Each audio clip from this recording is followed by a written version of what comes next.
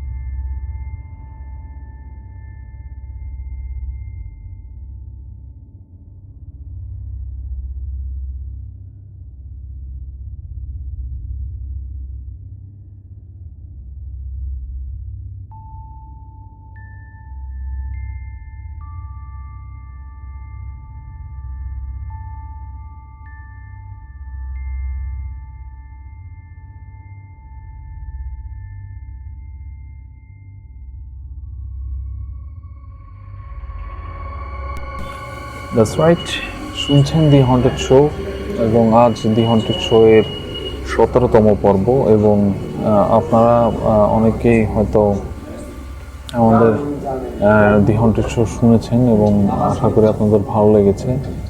তো দি haunted show এর যে ঘটনাগুলো, সেই ঘটনাগুলো আপনাদের ভালোবাসার কারণে, আপনাদের কারণে আমাদের কাছে আসছে। অনেকে মেল করছেন এবং ম্যাক্সিমাম মেল এবং ভয়েস মেল কিন্তু খুব কম এসেছে আমাদের কাছে। সো আমরা আপনাদেরকে অনুরোধ করবো আমাদের কাছে ঘটনা লিখে পাঠানোর জন্য।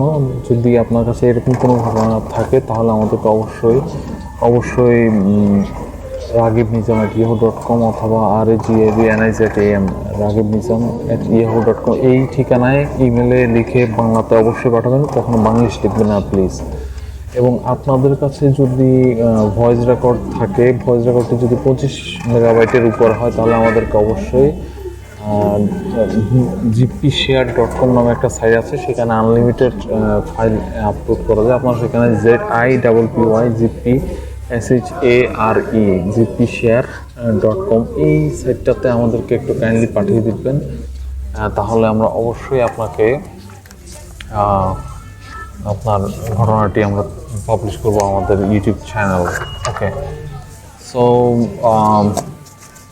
এখন আমরা যে কাজটি করব সেটা হচ্ছে সরাসরি আমাদের যে তো এইটা হলো ব্যাপার। আর আপনার কাছে যদি ঘটনা থাকে তাহলে আমাদেরকে অবশ্যই পাঠিয়ে দিন। এইভাবেই এই দুটো পদ্ধতি আছে।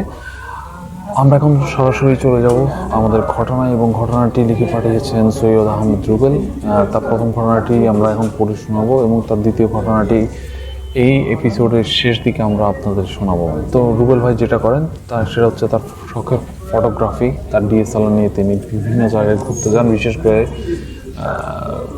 যেখানে আছে আপনার। তো তিনি একবার ইন্ডিয়াতে গিয়েছেন, রাজস্থানে নাকি ওই ধরনের এরিয়াগুলোতে। তো ওখানে কেল্লা থাকে। আপনারা জানেন যে রাজপুতদের যারা সম্রাট বা বাদশা ছিলেন তারা ওই ধরনের কেল্লাগুলো ইউজ করতেন। তো কেল্লাতে তিনি একটা ইনস্ট্রাকশন পেয়েছিলেন যে তাদের কাছে যদি কোনো ধরনের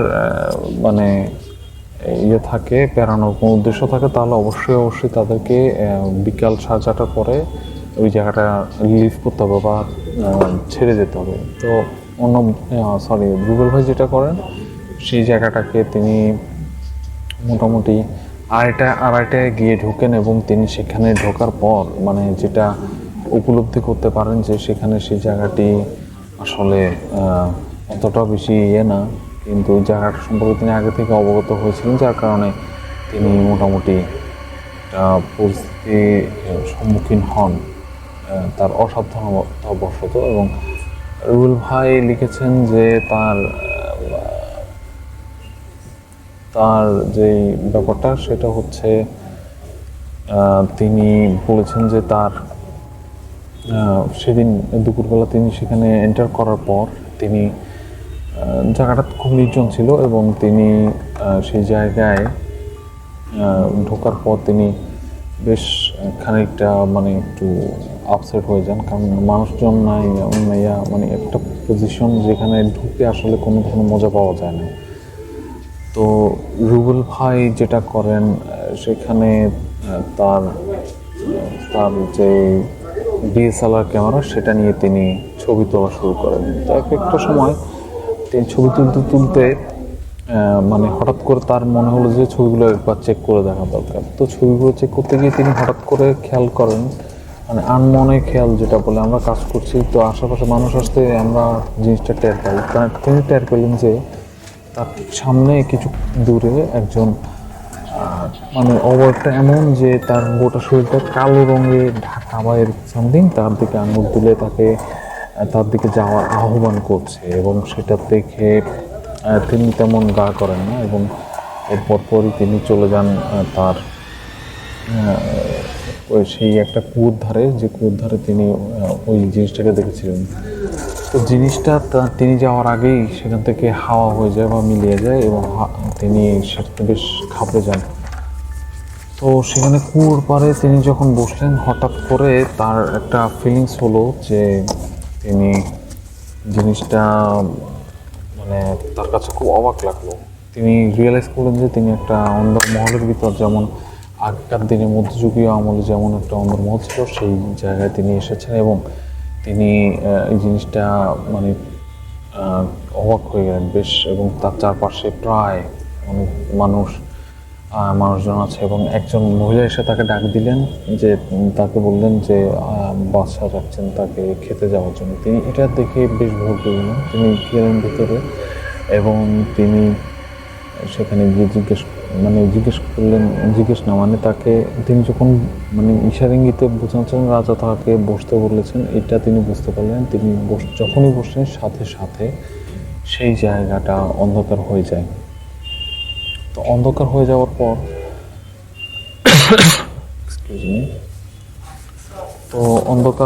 পর তিনি মোটামুটি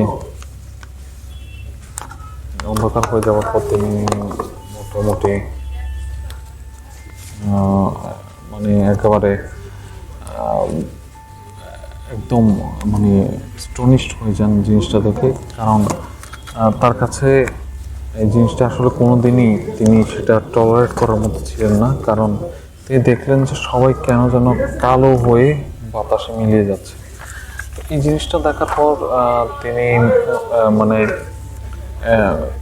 তিনিও সেই ভিশন থেকে বের হয়ে আসেন এবং তিনি সেই ভিশন থেকে বের হওয়ার পর তার মানে বোধোদয় হয়, তিনি এক দৌড়ে তিনি চলে যান সেই ইয়ের কাছে আর তার হোটেল রুমের কাছে। মানে হোটেলে যাওয়ার পর তিনি যেটা রিয়েলাইজ করলেন সেটা একজন হোটেল বয়কে বললেন। হোটেল বয় তার এই ঘটনা দেখে বেশ অবাক হয়ে গেলেন।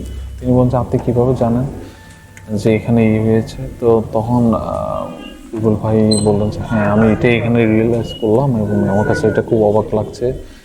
অবাক হয়ে গেলেন তিনি এবং অবাক হয়ে মানে মানে একটা রিয়েলাইজেশনের মধ্য দিয়ে গিয়েছেন, এটাই বেঁচে ফিরেছেন, এটাই একটা বড় কথা। তো এই ছিল ঘটনা তার। অসংখ্য ধন্যবাদ আপনাকে। আমরা আশা করছি আমরা আগামীতে আপনার অনেক ভালো ভালো ঘটনা শুনবো এবং ভালো ভালো ঘটনা পাবো।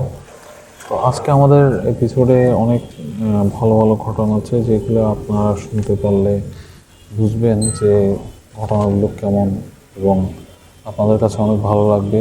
আশা করি আপনারা নেক্সট ঘটনাগুলো শুনবেন। আমি আসছি দ্বিতীয় সেগমেন্ট নিয়ে। You are listening to The Haunted Show.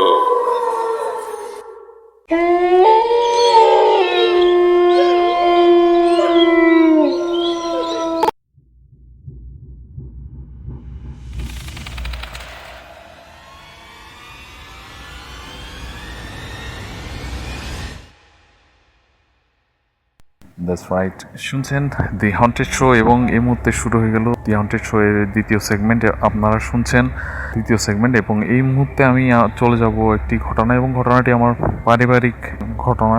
এটা হচ্ছে আমার ছোট দাদা, তিনি আইন মানুষ ছিলেন এবং ঝাড়ফুঁকের কাজ করতেন, বিভিন্ন জনকে পানি পড়া, তারপরে আরও অনেক কিছু লিখে দিতেন, তাবিজ এগুলো। তো এরকম একটা কেস তিনি বাসায় এসে বলেন যে 1 বছর আগে এরকম একটা ঘটনা ঘটেছে। খুবই ধুরন্ধর টাইপের একটা জিনকে তিনি বসে এনেছিলেন এবং বোতলবন্দি করেছিলেন তিনি। এবং তার ভাষ্যমতে সেটা হচ্ছে যে আপনার আরও এরকম অনেক কেস ছিল, কিন্তু এবার যেটা ঘটেছে সেটা হচ্ছে যে এবারে যে আসবে বা এবারে যে থাকবে তার তার অনেক পাওয়ার, সে চাইলেও আপনার ইয়ে করে দিতে পারবে, আপনার যে কোনো ধরনের ক্ষতি করতে পারে। এই ধরনের একটা সিচুয়েশনে তিনি ভাবলেন যে তিনি সবাইকে একটু সতর্ক থাকতে বললেন সেদিন রাতে।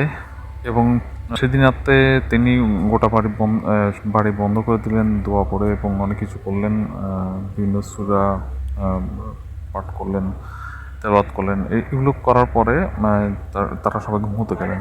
তো পরের দিন থেকে দেখা গেল যে ওনার বাড়ির আশেপাশে সবাই, মানে 40 বাড়ি পর্যন্ত এই প্রবলেমগুলো শুরু হলো বলতে বলতে তিনি যার কাছে যান প্রত্যেক বাড়িতে একজন না একজনেই এই ঘটনার শিকার হচ্ছে। দেখা যাচ্ছে কি জিনিসটা এসে প্রথমে নক করে একবার এবং নাম ধরে ডাকে, সে বাড়ির কোনো কর্তা বা কারো নামে। তো সেই লোক যদি দরজা খোলার পরে তার মোটামুটি একটা ভয়ের একটা কারণ হয়ে দাঁড়ায়, এবং সে ফেন্ট হয়ে যায়, মানে অজ্ঞান হয়ে যায়। এবং অজ্ঞান হওয়ার পরে তাকে সকালবেলা ওই অজ্ঞান অবস্থায় পাওয়া যায় দরজা খোলার সামনে, এবং সে মোটামুটি মানে এই ঘটনাগুলো তারা জানায়। তো এবং তিনি যেটা করলেন আমার ছোটো দাদা, তিনি সবাইকে নিয়ে বসলেন এবং বৈঠক করলেন, এবং তিনি একটা নির্দিষ্ট দিনক্ষণ গুনলেন। তো ওরকম সবাইকে দরজা বন্ধ করতে বলা হয়েছিল, দরজা বন্ধ করে রাখতে বলা হয়েছিল, এবং দরজা বন্ধ করার পর সবাই মোটামুটি সবার ঘরেই সে এসে নক করে, কিন্তু কেউ দরজা খোলে না। তো ছোট দাদা করেন কি, মানে সেদিন রাত্রে পাহারা দেন গোটা এরিয়া, এবং সেই জিনের মুখোমুখি হন। মানে তিনি তাকে ধরে মানে বেশ বড় শাস্তি দিলেন, এবং শাস্তি দেওয়ার পর তিনি যেটা বললেন যে এই ব্যক্তির ক্ষতি করেছো, ওই ব্যক্তির ক্ষতি করেছো, এই জন্য তোমাকে এই বোতলবন্দি করে রাখা হলো। এবং তিনি আমাদের গ্রামের বাড়ি এমন একটা জায়গা যেখানে মানুষজন খুব কম চলাফেরা করে, সেখানে তিনি মাটি খুঁড়ে প্রায় 10-12 হাত নিচে ওই বোতলটি রেখে আসেন এবং মাটি চাপা দিয়ে দেন। তো এতদিনে হয়তো জিনটি ছাড়াও পেয়ে গেছে, কিংবা এখনও আছে। 10-12 হাত নিচে মানে তো অনেক নিচে, সো ওটা অত নিচে কারো যাওয়ারই কথা না। আমার মনে হয় মানে মোটামুটি এই ব্যাপারটাতে সবাই বুঝে গেছেন যে কী ধরনের জিনেরা। এটা সম্ভবত আমি যেটা বলি যে গ্রামের বাড়িতে বা বাংলা লোকসাহিত্যে অনেকেই এই জিনিসটাকে নিশির ডাক নামেই চেনেন বা পরিচিত। তো নিশির ডাককে সবার কাছেই একটা আলাদা ইন্টারেস্ট থাকে এটা শোনার সময়। তো আমি শুনিয়ে দিলাম, আপনারা শুনতে পেলেন আজকে নিশির ডাক সম্পর্কে। এবং নেক্সট আগামী যে কোনো একটা দিন আরও কিছু নিশির ডাকের কালেকশন আমি নিয়ে আসবো ইনশাল্লাহ আমাদের দি হন্টেড শোতে। আমরা এরপর চলে যাব দি হন্টেড শোয়ের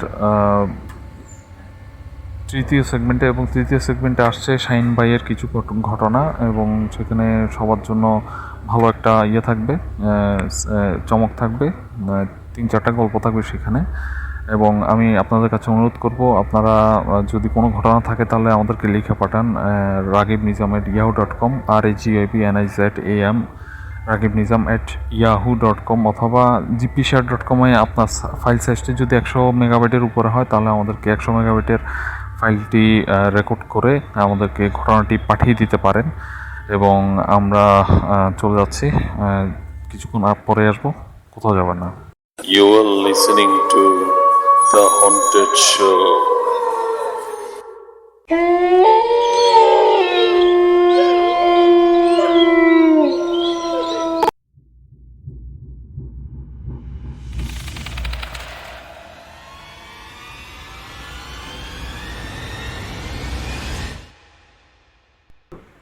দ্যাটস রাইট, শুরু হয়ে গেল দি হন্টেড শো, এবং এই মুহূর্তে আমরা শুনছি তৃতীয় সেগমেন্ট, এপিসোড 17-এর তৃতীয় সেগমেন্ট শুরু হয়ে গেল। এবং আপনাদের সবাইকে আমি স্বাগত জানাচ্ছি শাহিন ভাইয়ের কিছু ঘটনাগুচ্ছ নিয়ে। অ্যাকচুয়ালি অনেকগুলো ঘটনার সমন্বয়ে তার এই ঘটনাগুচ্ছ এবং শাহিন ভাইয়ের যেই ঘটনাগুলো সেগুলো হচ্ছে আমরা প্রথমে শুরু করছি যার ছোটোবেলার একটি ঘটনা নিয়ে। তো ছোটোবেলায় তিনি অনেক কি বলবো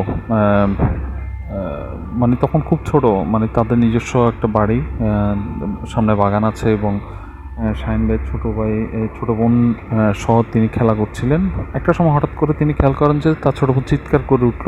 তিনি পাশে তাকিয়ে দেখেন যে তার ছোটো বোনের গায়ের উপর মানে কিছু একটা চেপে বসেছে, মানে একটু ঘোলাটে টাইপের কিছু একটা, তার অবয়বের মানে যে অবস্থা সেটা দেখে সেটা মনে হলো তার কাছে, এবং ছোট বেশ বড়ই মনে হলো, মানে অত মাঝারি ধরনের হাইট থেকে একটু সামান্য বেশি হবে, আবার বেশি উচ্চতাও না।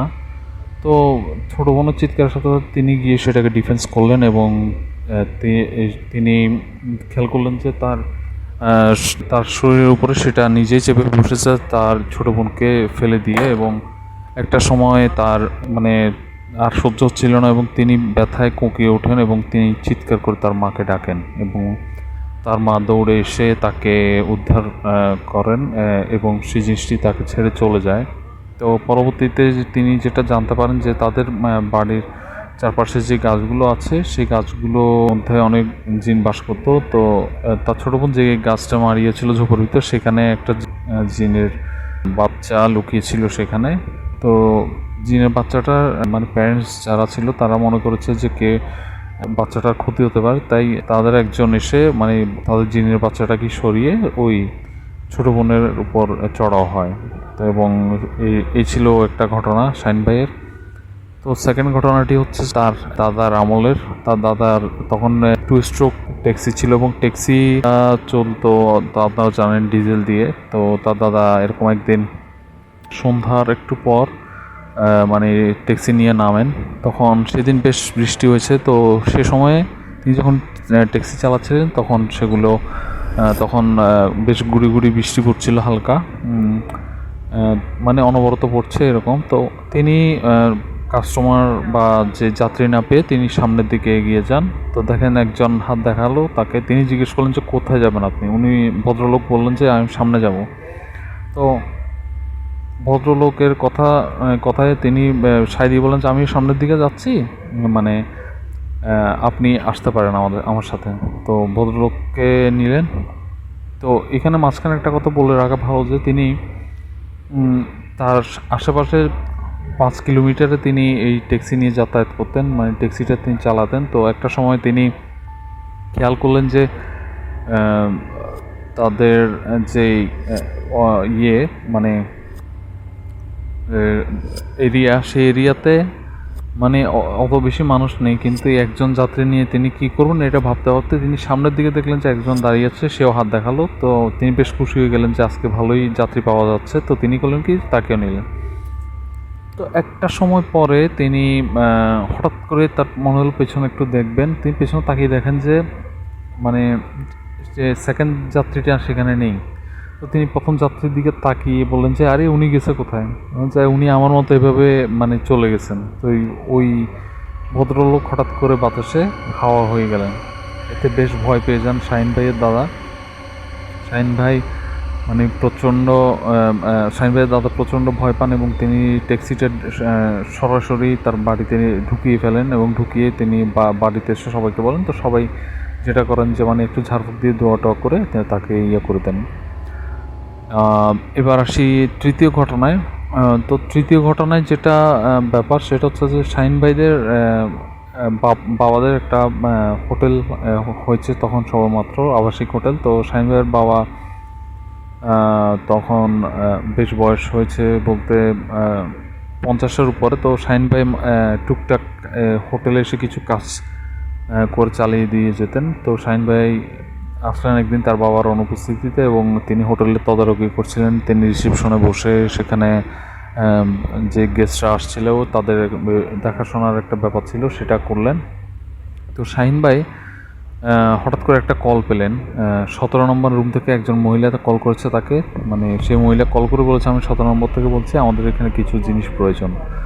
তো এতে শাহিন ভাই মানে বললেন যে ঠিক আছে আমি জিনিসগুলো পৌঁছে দেবো, আপনি থাকুন, আমি আসছি নিয়ে।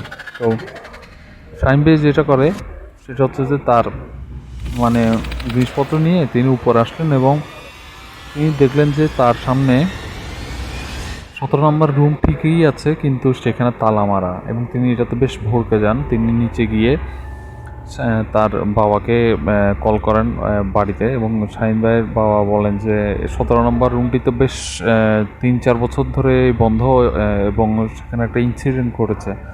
তো ইনসিডেন্টটা কি তিনি বলেন যে বাসায় এসো, তাহলে আমি বলছি সেই ঘটনা। তো শাহিন ভাইয়ের এই ব্যাপারটা শাহিন ভাই এসে যখন বললেন যে কি হয়েছে ওখানে, ঘটনাটা কি, তো শাহিন ভাইয়ের বাবা বললেন যে এরকম এরকম যে আমাদের হোটেলে বেশ ক বছর আগে একজন ভদ্রলোক তার ওয়াইফ এবং বাচ্চা নিয়ে আসে। ওই মহিলা কী কারণে যেন গলায় ফাঁস লাগিয়ে সেখানে সুইসাইড করে, এবং সেই মহিলাটি মারা যায়। তো এরপর থেকে ওখানে বিভিন্ন রকম ইনসিডেন্ট হয়। যারা নতুন গেস্ট আসেন তারা এগুলো এক্সপিরিয়েন্স করেন, এবং তারা খুবই বিরক্ত হয়ে শেষে ভয়টা পেয়ে তারা আর এখানে ইয়া করতে চান না। তাই আমরা সিদ্ধান্ত নিচ্ছি এটা তালা মারা থাকবে। তো এটা ছিল একটি ঘটনা এইটা। এবং তো আরেকটি ঘটনা হচ্ছে যে শাহিন ভাই একদিন মানে তিনি তার বাড়ির মানে তাদের তো গ্রামের বাড়ি, তো বিশাল বাড়ি। তো তিনি খেয়াল করেন যে মানে তাদের বাড়ির যে পেয়ারা গাছ, সেই পেয়ারা গাছে অনেক পেয়ারা ধরেছে এবং বড় বড়। তিনি তখন প্রায় সবেমাত্র বিকাল পার হয়েছে, বিকালের পরে তিনি মোটামুটি সন্ধ্যা হয়ে যাচ্ছে এমন টাইমে তিনি একটা পেয়ারা পেরে বসলেন, পেয়ারা পারলেন। তার মা এটা থেকে তাকে প্রচণ্ড বকাঝকা করলেন। তো শাহিন ভাই সেটা তেমন মান্য না করে তিনি ঘরে চলে যান এবং তিনি পেয়ারাটি খান। খাওয়ার পরে রাতে যখন শুতে যাবেন এমন সময় হঠাৎ করে টিনের চালের উপর মড়মড় আওয়াজ শুনলেন। তিনি তার মাকে জিজ্ঞেস করলেন যে এরকম একটা ঘটনা ঘটছে, যে আমার টিনের চালের উপরে কে জানি মড়মড় করে আওয়াজ করছে। তো শাহিন ভাই এটাতে বেশ ইয়ে করেন, মানে ভয় পান। তার মা তাকে বলেন যে এখানে ভয়ের কিছু না, আমি দোয়া করে দিচ্ছি। এই দোয়া পড়তে যাবেন এমন সময় হুড়মুড় করে মানে পাথরের বৃষ্টি শুরু হলো তাদের টিনের চালের উপর, এবং শাহিন ভাই মোটামুটি ভয় পেয়ে যান। এবং ভয় পাওয়ার পর শাহিন ভাইয়ের মাও মানে মোটামুটি ইয়ে হন। তো তিনি তারা সারা রাত মানে দোয়া পড়তে থাকেন। একটা সময় বন্ধ হয়ে আসে এবং সকালবেলা একজন ইমামকে নিয়ে আসা হয়, এবং ইমাম বলেন যে যে পেয়ারা গাছটাতে পেয়ারা পাড়তে গিয়েছিলেন শাহিন ভাই, ওই টাইমে তারা জিনেরা চলাফেরা করে এবং তারা খুব ভয় পায়, এবং ভয় পেয়ে তারা বেশ ইয়া করেন, মানে অনুশোচনা করেন যে তারা এরকম ঘটনা করবেন। তাদের মধ্যে এক ধরনের মীমাংসা করে দেওয়া হয় এবং তারা বেশ মানে খানিকটা সংযত হয়ে আসেন। তো এই ছিল শাহিন ভাইয়ের ঘটনা। অসংখ্য ধন্যবাদ। 4-4টে ঘটনা বললাম এবং আপনাদেরকে আমরা অসংখ্য ধন্যবাদ জানাচ্ছি, এবং আমরা সামনে ইনশাল্লাহ আপনারা আরও অনেক ঘটনা পাবো এবং পড়বো। তো আপনাদের কারো যদি এরকম কোনো ঘটনা থাকে তো আমাদের কাছে পাঠিয়ে দিতে পারেন। আমাদের কাছে ঘটনা লিখে পাঠাবার ঠিকানা হচ্ছে ragibnizam@yahoo.com, এবং আমাদেরকে যদি 25 MBর উপরে ভয়েস রেকর্ডিং করে পাঠাতে হয় তাহলে আপনাদেরকে অনুরোধ করবো gpshare.com, ZIPPYSHARE gpshare.com। এই সাইটটাতে আপনারা ফাইল ফ্রিতে আপলোড করতে পারবেন আনলিমিটেড, এবং আমাদেরকে পাঠিয়ে দিতে পারবেন, এবং লিঙ্কটা আমাদেরকে ইমেলে দিয়ে দিলে হবে। আমরা মোটামুটি আপনাদের ঘটনাগুলো পুরো শোনাবো। এখন আমরা চলে যাব চতুর্থ সেগমেন্টে, এবং চতুর্থ সেগমেন্টের ঘটনাগুলো শোনার আহ্বান করছি। আরও অনেকগুলো ঘটনা আছে আমাদের 17 নম্বর এপিসোডে, আপনারা আশা করি শুনবেন এবং আপনাদের কাছে অনেক ভালো লাগবে, এবং শুনতে থাকুন। Enjoy. You are listening to The Haunted Show.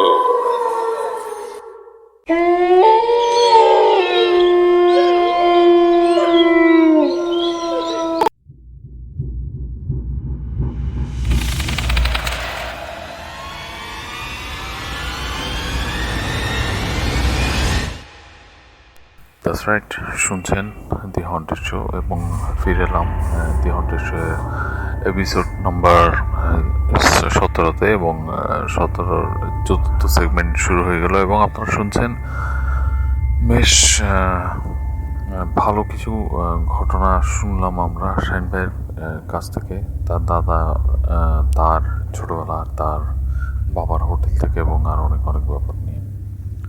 ওকে, এখন আমরা চলে যাব একজন ট্রাক ড্রাইভারের ঘটনায়। এই ঘটনাটি আমি শুনেছি আমাদের পারিবারিক ড্রাইভারের কাছ থেকে। তিনি মানে যার কাছ থেকে শুনেছেন সে ঠিক সেরকম একটি বর্ণনা আমি আপনাদেরকে বলছি।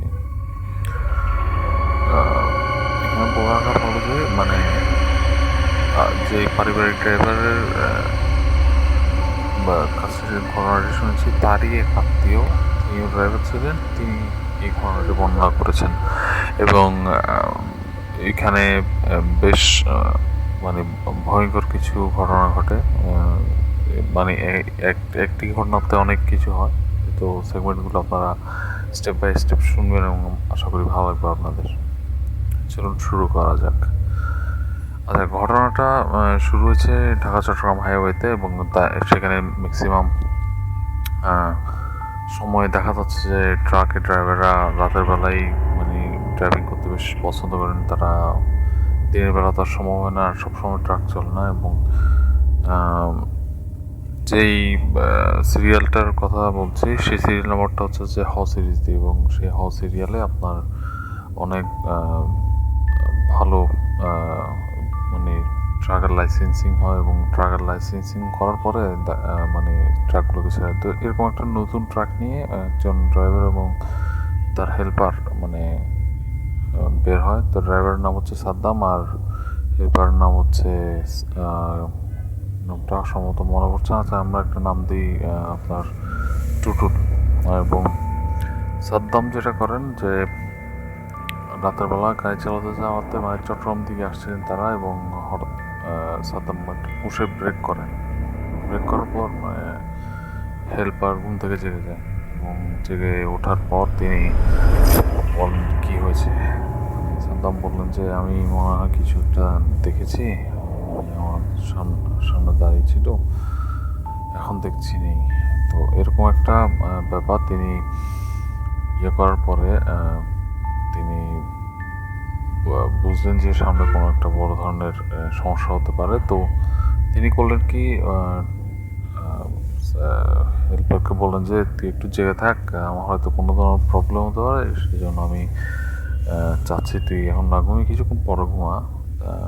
ভোর রাতের দিকে ঘুমালে আমি তখন তো এমনি ছেড়ে দেবো, তুই তখন চালো, আমি ইয়ে করবো আর কি। তো এরকম চলতে চলতে একটা সময় মানে হঠাৎ করে মানে আবার সেই ফিগারটা আসলো, আবার সেই অবয়বটা দেখা গেল, সাথে সাথে আবার পুশে ব্রেক। এবং টুটুল বললো যে কী হয়েছে। ও যে সাদ্দাম বলছে যে কেন তুই দেখছিস না যে সামনে এরকম একটা ট্রাকটা চলছে এবং ট্রাকটা চলার মাঝখানে এই একটা ফিগার এসে দাঁড়িয়ে যাচ্ছে এবং এটা মানে একেবারে চোখের সামনে। তখন টুটুল কয় আমি তো কিছু দেখিনি। তো একটা সময় মানে সাদ্দাম রিয়েলাইজ করে যে এরকম যদি সামনের দিকে চলতে থাকে তাহলে তো ট্রাক চালানোই মুশকিল হয়ে যাবে। সো আমরা কীভাবে এই জিনিসটা ইয়ে করবো। তো সে সাদ্দামকে গাড়ি চালাতে বলে আর সে নিজেই তখন মানে রেস্টে চলে যায়। তো ট্রাক ড্রাইভার আর হেল্পারদের মধ্যে এরকম একটা মিউচুয়াল আন্ডারস্ট্যান্ডিং হয়ে গেছে, কেউ একজন যদি ঘুমিয়ে পড়ে তো আরেকজন চালাবে, তো এরকম অল্টারনেটিভ থাকে। তো একটা সময় দেখা যাচ্ছে যে ট্রাক চলছে সামনের দিকে, টুটুল হঠাৎ মানে মানে একটা বিকট আওয়াজ শুনলো। আওয়াজটা হচ্ছে যে মনে করেন টায়ার যদি ফেটে যায় সেটা আওয়াজ সে বুঝে গেল যে তার ট্রাকের একটা টায়ার পাংচার হয়ে গেছে। এবং আস্তে আস্তে সে সাদ্দাম সহ নেমে মানে টায়ারের ওই জায়গাটা ঠিক করছে। তো টুটুলের যেটা ব্যাপার সেটা হচ্ছে সে হাতের বাম পাশে সে তাকায়। হাতের বাম পাশে তাকানোর পরে মানে সে একটা খুব দ্রুত গতিতে একটা ট্রাক আসছে এবং হঠাৎ করে সে দেখা যাচ্ছে তার সাদ্দাম ভাই হঠাৎ করে সেখানে দাঁড়িয়েছে সেই পথটাতে, এবং পথের ওখান দিয়ে দাঁড়ানোর কারণে মানে সাদ্দামের উপর দিয়ে ট্রাকটা চলে যায়। এটা দেখে সে চিৎকার করে ওঠে। চিৎকার করার পর সে সাদ্দামের গলা শুনতে পায় এবং সাদ্দাম চিৎকার করে বলতে যায়, এই কি ব্যাপার, তুই এরকম চিৎকার করলি কেন? তো সে অবাক হয়ে যায়, দেখে যে সাদ্দাম তো টায়ার ঠিক করছিল। তো টায়ার ঠিক করলে এখান দিয়ে কেন আসবে সাদ্দাম ভাই? এখানে সে বুঝতে পারে যে এই একটা ঘটনা শুরু হয়েছে। তো এই ঘটনার পর তারা মোটামুটি শিওর হয়ে গেছে, তাদের পিছনে ফেউ লেগেছে এবং খুব হচ্ছে এখন। তো তারা মোটামুটি শিওর হয়ে গিয়েছে যে কি কি ঘটনা ঘটছে, এবং তারা দুজনেই এবং তারা মোটামুটি ট্রাক চালাচ্ছে এবং ট্রাক চালিয়ে ট্রাক মানে দুজনই সতর্ক হয়ে গিয়েছে এবং হঠাৎ করে দেখছে যে ট্রাকটা কেন জানি খুব ভারী হয়ে যাচ্ছে। তো একটা সময় ট্রাক এত স্লো হয়ে গেছে যে গাড়ি আর চালানোই সম্ভব হচ্ছে না। তো তারা একটা সামনে পেট্রোল স্টেশন থেকে খুব ভয় পেয়ে উঠলো এবং মানে যেন মনে হচ্ছে যে তাদের উপরেই কিছু একটা চড়ে বসেছে। তার পেট্রোল স্টেশনের সামনে গাড়ি দাঁড় করিয়ে তারা সেখানে ভোরের জন্য ওয়েট করে এবং হঠাৎ করে মানে টুটুল মনে করে যে তার পকেটে মোবাইল নেই, মোবাইলটা সম্ভবত সে গাড়িতে ফেলে এসছে। সে সাদ্দামকে বলে যে আমি একটু ঘুরে আসছি, ওখানে আমি আমার মোবাইলটা নিয়ে আসি। মোবাইলটা সে দরজাটা খুলে নিতে যাবে, সে দেখে কি তার যে সিট, সেই সিটে বিভৎস চেহারা কিছু একটা বসে আছে এবং টুটুল সেই জিনিসটা দেখে ওটা খুবই বিকট একটা চেহারা, শীর্ণকায় দেখা এবং গায়ে ভীষণ রকমের বিশ্রী রকমের লোম। এগুলো দেখে সে ভয় চিৎকার করে সেখানে ফেন্ট হয়ে যায় এবং ফেন্ট হওয়ার পরে সে মোটামুটি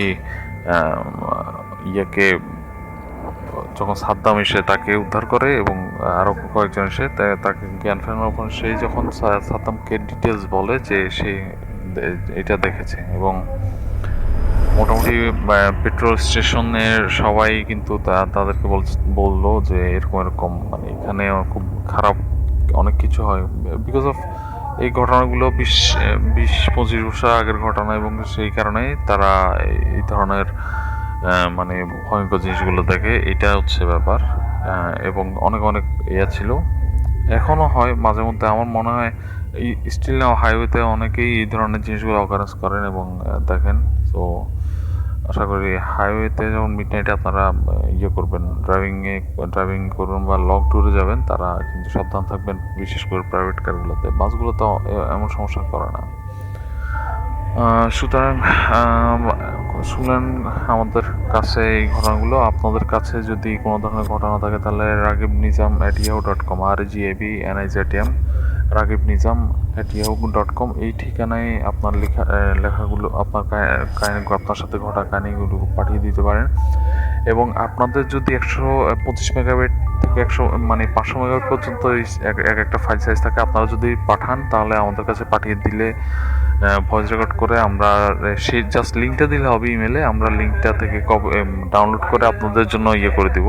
আপনারা শুনতে থাকুন। আমরা নিয়ে আসছি পঞ্চম সেগমেন্ট এবং পঞ্চম সেগমেন্টে আমি আপনাদেরকে শোনাবো, আরও কি ঘটনা শোনাবো। আশা করি আপনাদের সবার কাছে ভালো লাগবে। ঠিক আছে, আমরা শেষ করলাম আমাদের 14th সেগমেন্ট। ফিরে আসছি to the Haunted Show.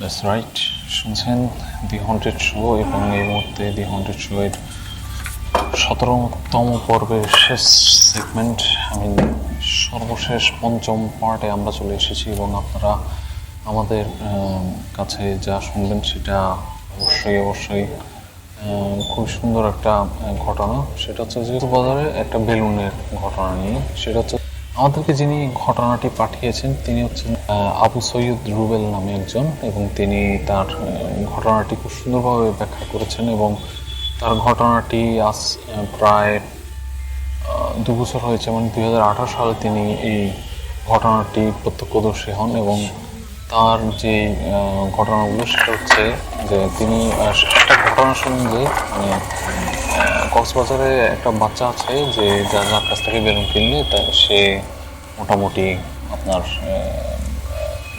মানে বিভিন্ন ধরনের ক্রিয়া প্রতিক্রিয়ার মধ্য দিয়ে যায়, যে প্যারানর্মাল বিষয়গুলো সেইগুলোর উপরে। এবং তিনি কক্সবাজারে যেন একটা হোটেল ভাড়া করেন, এবং হোটেলগুলো তো তিনি মোটামুটি সন্ধ্যাবেলা বের হন, একজন ব্যক্তির কাছে জিজ্ঞেস করেন যে ওই পয়েন্টটা কোথায়, মানে একটা আমরা যেরকম কলাতলি পয়েন্ট বা সামথিং এরকম বলি, সেরকম একটা পয়েন্ট। সেই পয়েন্টে গিয়ে তিনি মানে করেন আপনার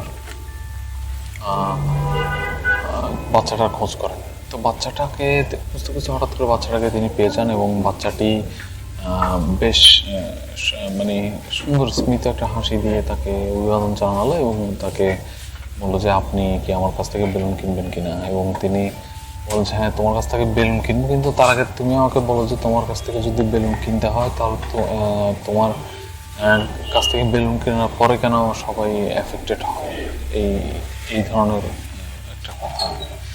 তো বাচ্চাটি বলে যে আসলে এটার সাথে তো আমি কেন জড়িত এটাও আমি জানি না, কিন্তু আমার কাছ থেকে যারা কেনে তারাই দেখি যে প্রায় সময় আমার কাছে এসে বলে যে তোমার কাছ থেকে বেলুন কিনলাম, তুমি তো আমাদের যে ভাই তিনি বললেন যে মোটামুটি আমাকে 5টা বেলুন দাও। তো তিনি 5টা বেলুন কিনলেন, এবং বেলুন 5টা নিয়ে তিনি হোটেলে ফেরত যান, এবং হোটেলে ফেরত গিয়ে তিনি মোটামুটি করেন সেটা হচ্ছে আপনার ইয়েতে যান, আপনার হোটেল রুমে ফিরে যান আর কি। তারপর তিনি এবং তিনি মোটামুটি টায়ার্ড ছিলেন সেদিন রাতে তিনি ঘুমিয়ে যান।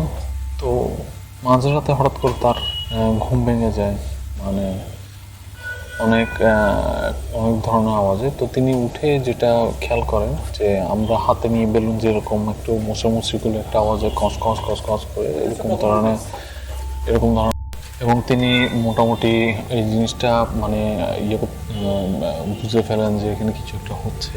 তো তিনি আলটিমেটলি তার যে ব্যাপার সেটা হচ্ছে তিনি বেলুনগুলো আশেপাশে কাউকে দেখে না, কিন্তু বেলুন কচকচানোর আওয়াজ হচ্ছে। তো এটাতে তিনি বেশ মানে প্যারেশান হয়ে যান, এবং তিনি পরে বেলুন 5টাই একটা একটা করে ফুটিয়ে ফেলেন, এবং ফোটানোর সাথে সাথে সেখানে করে একটা আওয়াজ হয়, এবং আওয়াজ হওয়ার পর তিনি বেশ ভয় পেয়ে যান, এবং ভয় কাটাতে তিনি চলে যান আপনার বিচের পাড়ে তিনি একবার হেঁটে হেঁটে চলে যান, এবং সেখানে পৌঁছে একজন চা বিক্রেতাকে দেখেন।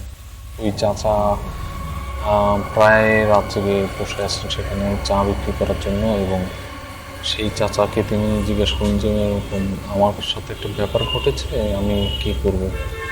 তো তিনি মোটামুটি আপনার করেন, আপনার তাকে চাচা বলেন যে আপনি যেমন ভুক্তভোগী আমিও তেমন ভুক্তভোগী। আচ্ছা তাই নাকি? এটা বলে রুবেল ভাই এক কাপ চা খান, এবং ভয়টা কাটিয়ে তিনি হোটেল বয়ের কাছে আসেন। হোটেল বয়কে বলেন যে এরকম একটা ঘটনা ঘটেছে, আমি এই একজনের কাছে গিয়েছিলাম, এবং তিনি আমাকে চা খাওয়ালেন, এবং এই কথা বলছে এই চাচা তো মারা গেছে আজকে থেকে প্রায় 6-7 বছর আগে, এবং মারা গেছে ওই বেলুনওয়ালা ছেলেটার কাছ থেকে বেলুন কেনার পরে তিনি মারা যান, এবং তিনি সেখানে হয়ে যান। তো মোটামুটি এই ছিল আমাদের ঘটনা, এবং আপনারা যারা আমাদের ঘটনাগুলো এনজয় করেছেন তাদেরকে অসংখ্য ধন্যবাদ। এবং আপনার এনজয়ের এনজয় যাতে আরও বৃদ্ধি পায় সেজন্য আমরা লেখা আহ্বান করছি, আমাদের কাছে লিখুন ragibnizam@yahoo.com, RAGIBNIZAT ragibnizam@yahoo.com। আর যদি আপনার ভয়েস ক্লিপ পাঠাতে চান 25 MBর উপরে, তাহলে gpshare.com ফাইল আপলোড করে আমাদের কাছে সেটা পাঠিয়ে দিতে পারেন। ZIPPY SHARE@gpshare.com। সুতরাং আজ এই পর্যন্তই, আমরা ফিরে আসবো 18তম এপিসোড নিয়ে। আপনারা ভালো থাকবেন, সুস্থ থাকবেন। আল্লাহ হাফেজ।